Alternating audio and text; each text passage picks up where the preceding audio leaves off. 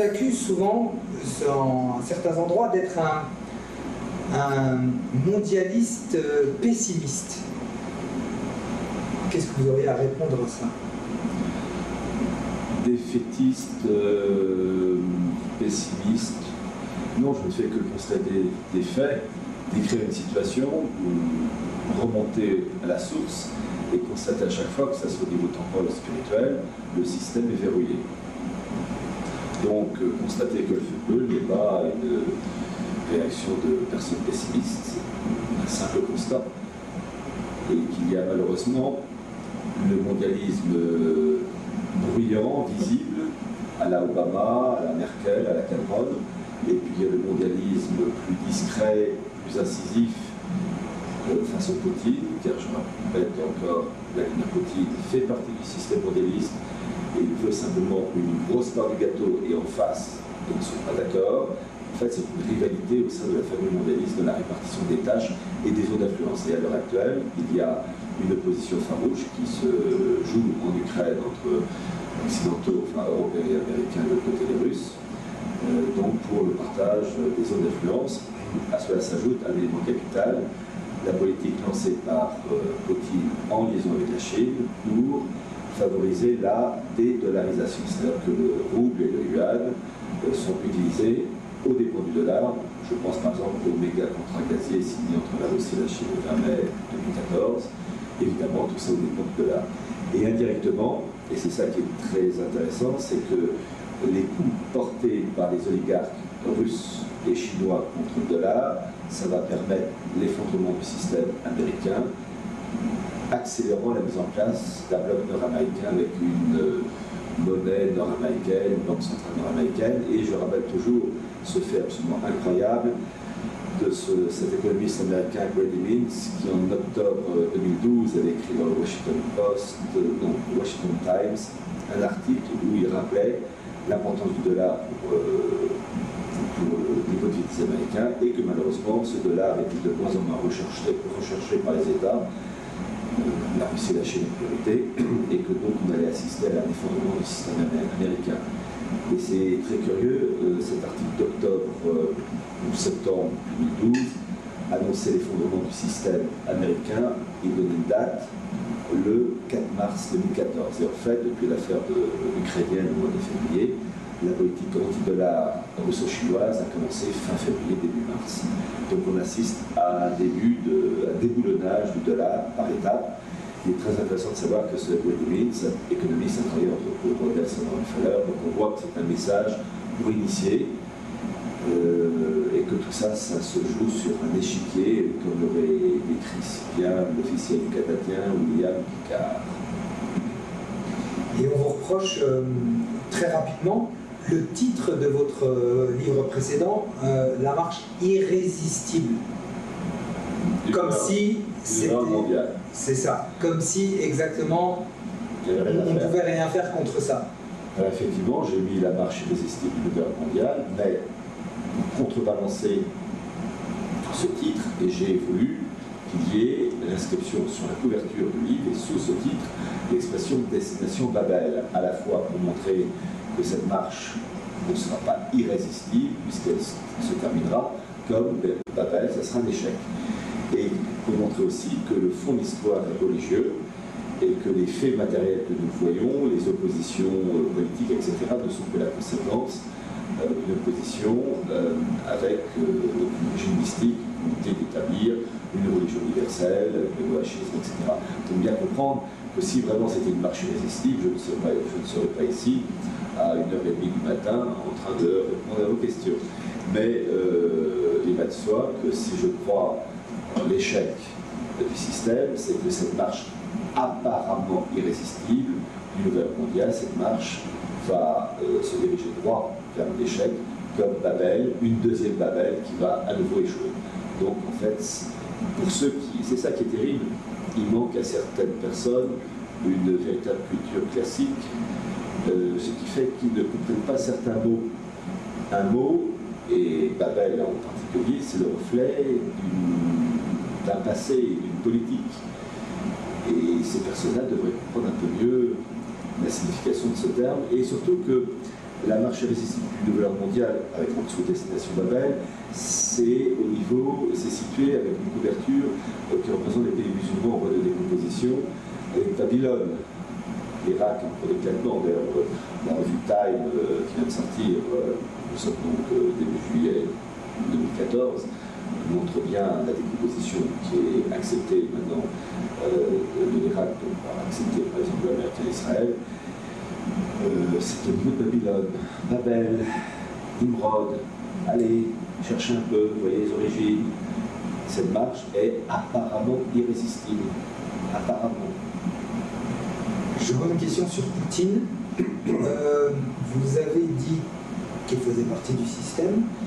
J'ai lu plusieurs choses à son sujet, dont une théorie disant qu'il créerait une coalition eurasiatique pour contrer l'antichristianisme qui est en vogue et qui ne peut s'arrêter en ce moment.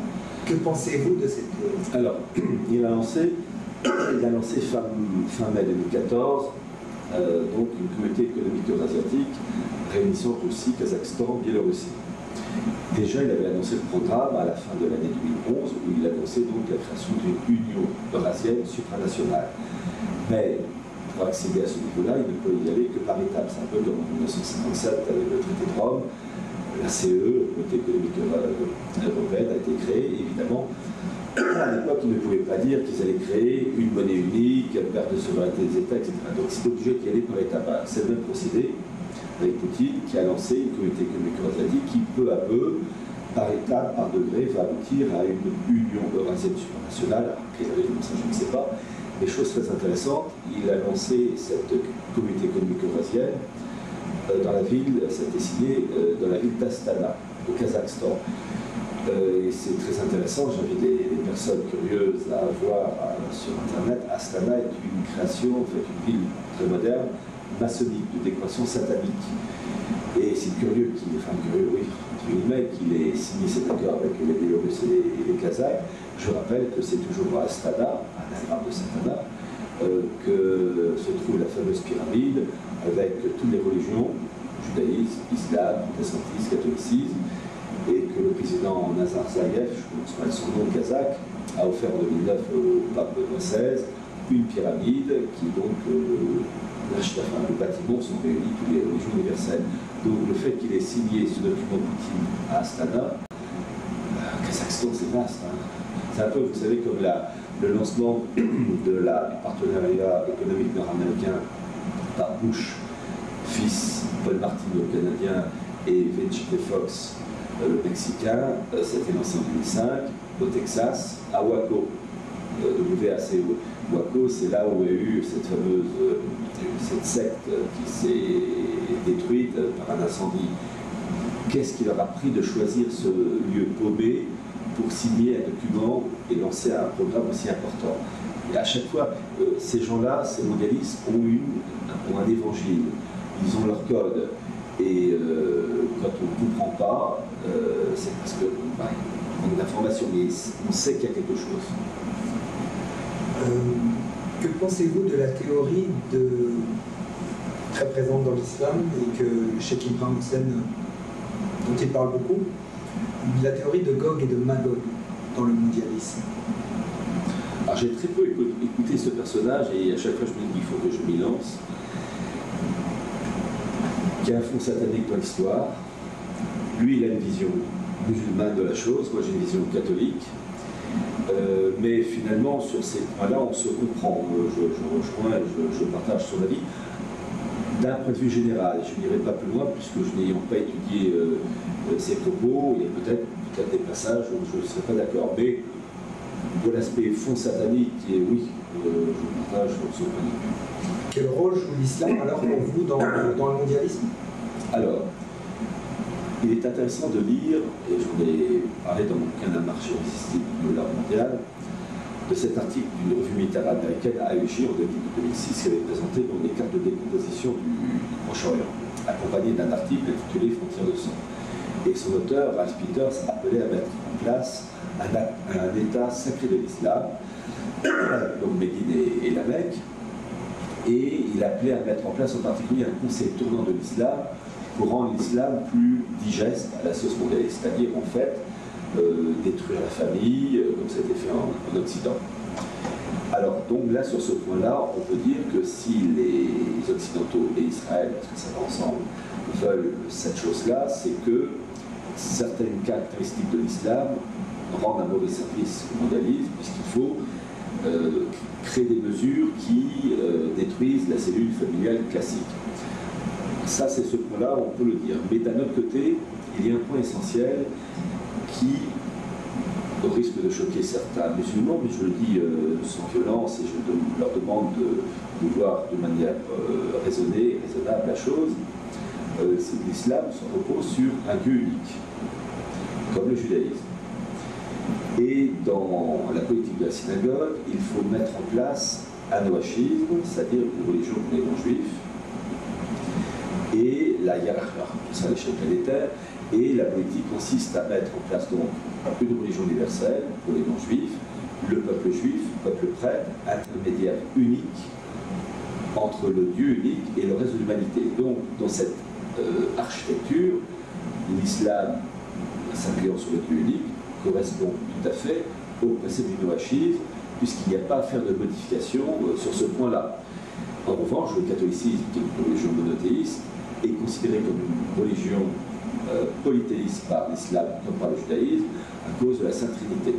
Donc il faut faire, comme le disait si bien le rabbin Elie Ben Amozeg, établir un catholicisme d'Israël. Il dit bien mettre en place un catholicisme d'Israël. Il ne dit pas mettre en place un islam d'Israël. Et ces attaques, comme tous les dirigeants prenant le noachisme, vont à l'encontre du catholicisme, pas de l'islam. Ils veulent réformer l'islam sur ses contours pour le rendre plus malléable au précepte mondialiste. Donc, ce côté-là, je comprends tout à fait que les musulmans ne soient pas d'accord.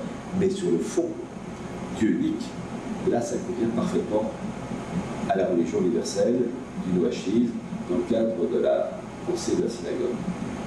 Est-ce qu'il y a eu justement des dernières évolutions du noachisme ces derniers temps? À ma connaissance, non. Bon, je rappelle toujours quand même cette chose incroyable, puisque les lois noachides ont été reconnues et acceptées comme socle de la société américaine par le Congrès des États-Unis le 26 mars 1991 dans le cadre de l'Education Day. Voilà. Mais vous savez, les lois noachides, on peut dire qu'elles sont prégnantes dans la société occidentale, ne serait-ce que par les droits de l'homme. Les droits de l'homme, c'est la version entre guillemets laïcisée des noachismes. Je rappelle toujours les propos de cette personne extraordinaire qui s'appelait Gerhard Rickner, qui était juif allemand et secrétaire du Congrès juif mondial de 1936 jusqu'aux années 90, qui a écrit un livre, Ne jamais désespérer, avec un sous-titre qui résume tout, 60 ans au service du judaïsme et des droits de l'homme. Ça va ensemble. Donc en fait, le noachisme est en application dans le cas des droits de l'homme et dans le cas de la France depuis 1789. Donc en fait, on est les Français au fond du gouffre depuis bien plus longtemps. La chose n'a fait que s'amplifier avec l'Union européenne, évidemment. Voilà, tous ces documents qui s'appuient sur la sur la Déclaration universelle des droits de l'homme, qui, petite précision, a été lancée en 1948, enfin établie officialisée en 1948 dans le palais de Chaillot.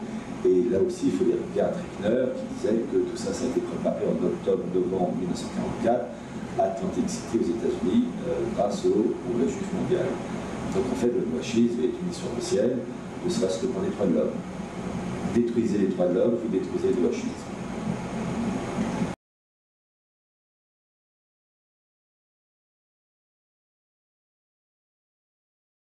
Alors, cette chose est tout à fait possible à condition que les élites québécoises soient patriotes, catholiques, débarrassées de l'idéologie maçonnique, contre le multiculturalisme et fidèles à l'esprit, j'allais dire, de la Nouvelle-France. Parce que je n'oublie pas qu'il y a Canadiens, enfin, Québécois et Canadiens francophones du Québec, mais je n'oublie pas non plus les francophones d'Ontario, du Nouveau-Brunswick, du Manitoba, etc. Et que la Nouvelle-France, c'était pas uniquement le Québec. Alors, évidemment, le Québec, c'est un gros morceau du puzzle francophone, mais il ne faut pas l'oublier. Mais je demande aux indépendantistes québécois de penser toujours à la tournure d'esprit de leurs dirigeants et à la tournure d'esprit de ceux qui sont appelés à occuper un poste élevé de l'État québécois en se préparant à l'indépendance, et de voir si ces personnes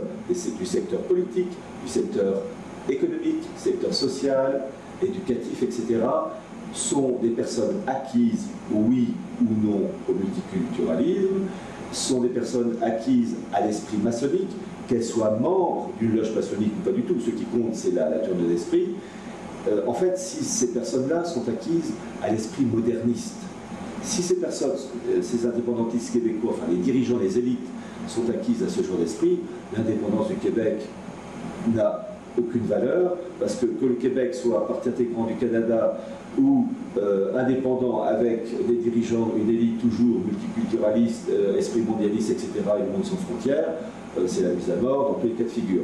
Je rappelle ceci, c'est que vous avez aussi une union, une communauté nord-américaine qui doit voir le jour. À quoi ça sert un Québec indépendant, enfin officiellement indépendant, dans le cadre d'une union nord-américaine réunissant un Canada coupé en deux, avec le Québec et le reste du Canada anglophone, plus les États-Unis, plus le Mexique, si c'est pour rester toujours dans la main du bourreau, que le Québec soit une partie intégrante du Canada ou indépendant, faussement indépendant, mais dans le cadre de l'Union nord-américaine, il fait toujours partie de la prison. C'est un peu comme si on disait que l'indépendance pour l'Europe, l'indépendance de la Catalogne, de l'Écosse ou de la Flandre va leur permettre de s'échapper de la matrice bruxelloise. Non, ils resteront toujours dans le cadre de cette matrice qui étouffe et détruit les peuples. Donc je demande vraiment aux partisans de l'indépendance du Québec d'abord de raisonner d'une manière froide, d'avoir un raisonnement de médecin légiste, pas d'émotion, et de faire une étude du comportement intellectuel, psychologique et religieux, philosophique de leurs dirigeants, s'ils ont un esprit multiculturalisme, maçon, monde sans frontières, l'esprit moderniste, eh bien c'est pas la peine de favoriser l'indépendance du Québec. Ça n'a aucun sens. Aucun sens. C'est rester toujours dans la main du bourreau de la matrice mondialiste. Donc il ne s'excite pas qu'il soit calculateur. L'indépendance du Québec n'aurait de valeur que si elle mine le nouvel ordre mondial, et pour cela, il faut, et c'est même la base de tout, que les élites québécoises et que les élites canadiennes françaises redeviennent catholiques. Car ce qui a fait la force des Canadiens français, c'était les curés qui ont, j'enlève évidemment des cas individuels de prêtres qui n'ont pas été à la hauteur, mais je parle en règle générale, sur les curés au Canada qui ont permis d'abord des familles nombreuses, qui ont donné un espoir spirituel aux Canadiens français et qui ont donné une tournure d'esprit catholique classique pour lutter contre les Anglais protestants minés par le maçonnisme. Tant qu'il n'y aura pas ça, les Canadiens français ou même tout simplement le Québec, ça n'a pas d'avenir. Donc ils reviennent aux origines qui ont fait la force du Québec et du Canadien français, du Nouveau-Brunswick, et je devrais même dire plutôt l'Acadie jusqu'à Vancouver, qui redeviennent catholiques classiques. Et là, ils ont un avenir. S'ils n'ont pas ça, ils n'ont pas d'avenir.